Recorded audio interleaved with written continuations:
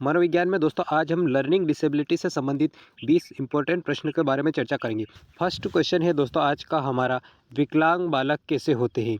दोस्तों विकलांग बालक कैसे होते हैं?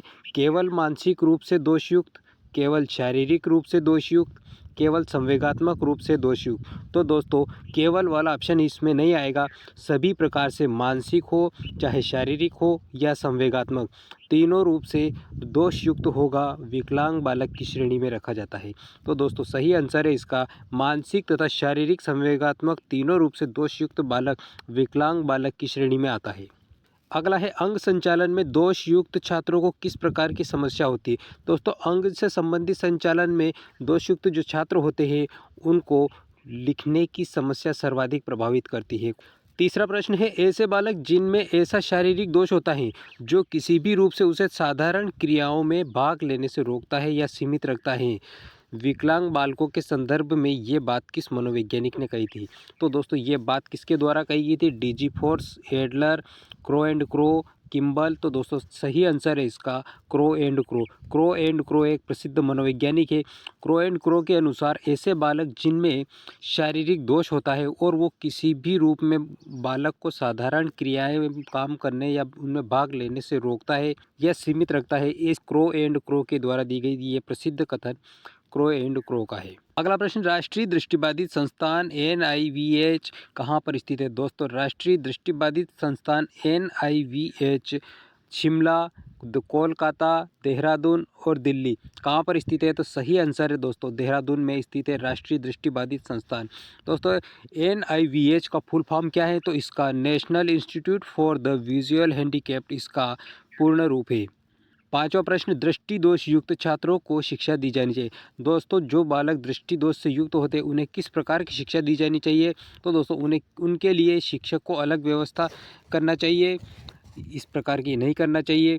वे पढ़ने के योग्य नहीं है इसलिए उन्हें किसी प्रकार की शिक्षा व्यवस्था नहीं हो। दोस्तों ये भी ऑप्शन गलत है।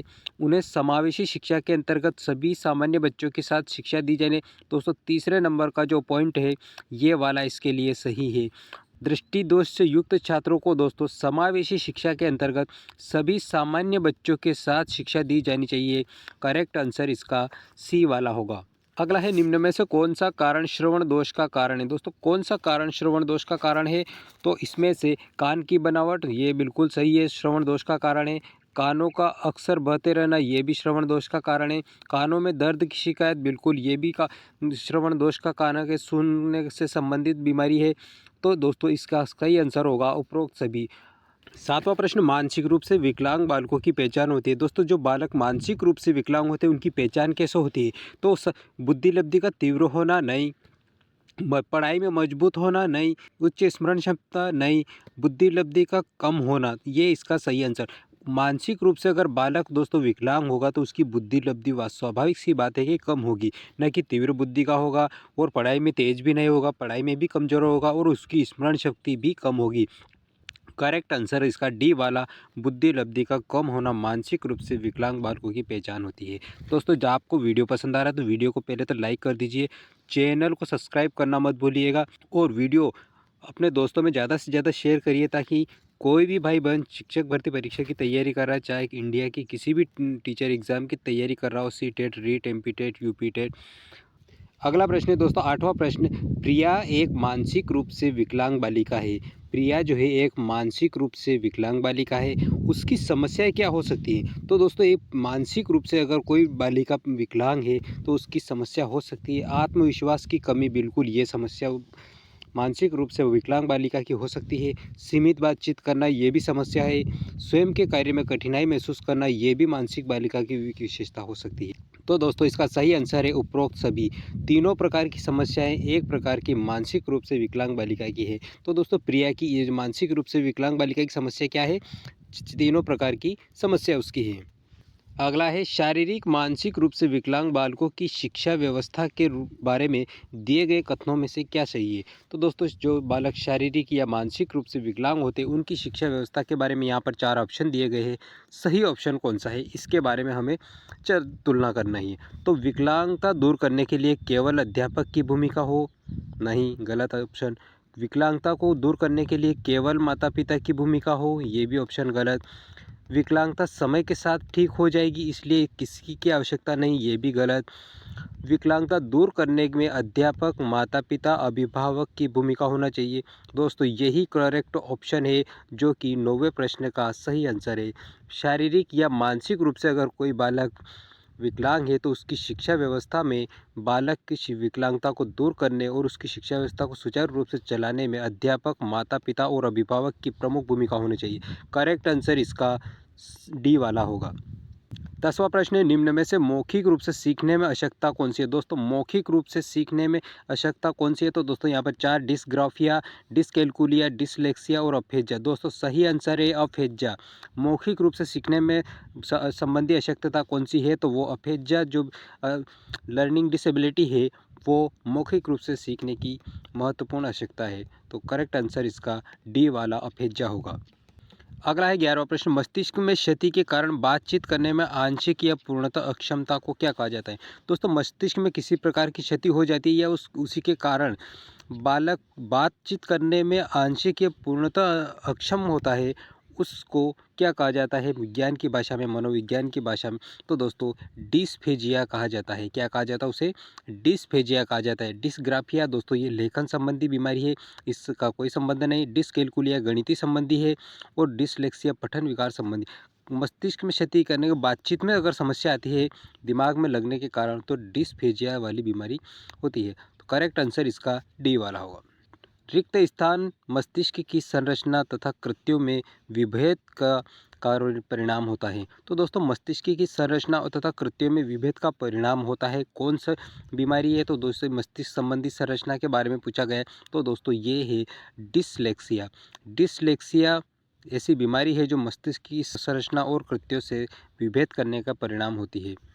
13वां प्रश्न है दोस्तों, अगला है हमारा, यदि बच्चा 16 को 61 लिखता है, 6 को डी लिख के मध्य अंतर समझ नहीं पाता है तो बालक में कौन सा दोष है। दोस्तों इस प्रकार का जो बालक है उसमें सीखने संबंधी अक्षमता पाई जाती है। इस प्रकार की अगर बालक 16 को 61 लिख रहा है और 6 को डी लिख रहा है तो बालक के जो 6 और डी का अंतर नहीं समझ पाता है, ऐसी कंडीशन में बालक को पता चलता है कि वो बालक सीखने में अक्षम है, लर्निंग डिसेबिलिटी से ग्रसित है।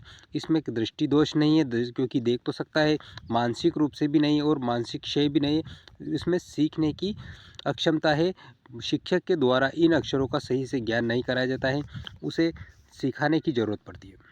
डिस्ग्राफिया का मुख्य रूप से की समस्या से संबंधित है। तो डिस्ग्राफिया की समस्या किससे संबंधित है, तो रिक्त स्थान की जगह क्या पर आएगा, सुनने, पढ़ने, बोलने, लिखने का करेक्ट आंसर है दोस्तों डिस्ग्राफिया जो है ये लिखने संबंधी विकार है। तो दोस्तों इसका सही आंसर होगा लेखन संबंधी विकार, लिखने से संबंधित बीमारी है ये डिस्ग्राफिया।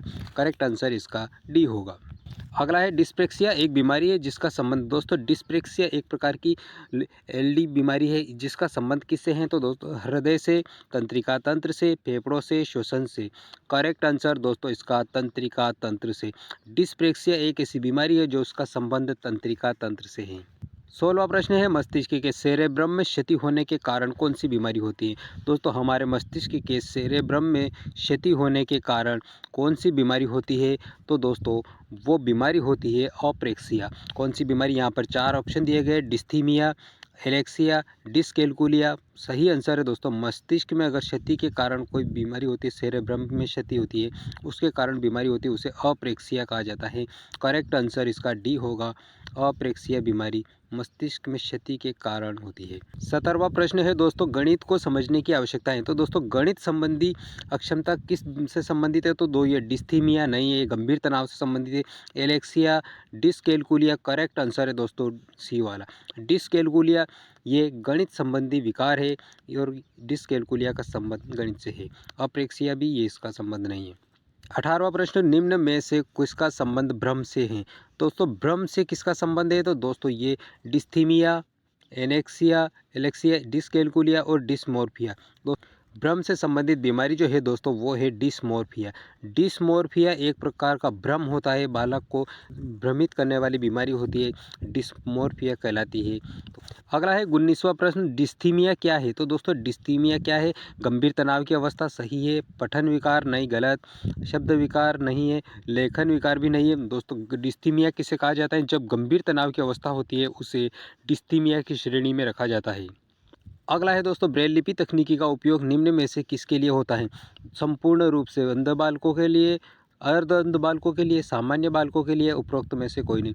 दोस्तों ब्रेल लिपि जो तकनीकी है इसका प्रयोग मुख्य रूप से संपूर्ण रूप से जो बालक पूरी तरह अंधे बालक होते हैं उनके लिए इस लिपि का प्रयोग किया जाता है। करेक्ट आंसर इसका ए होगा।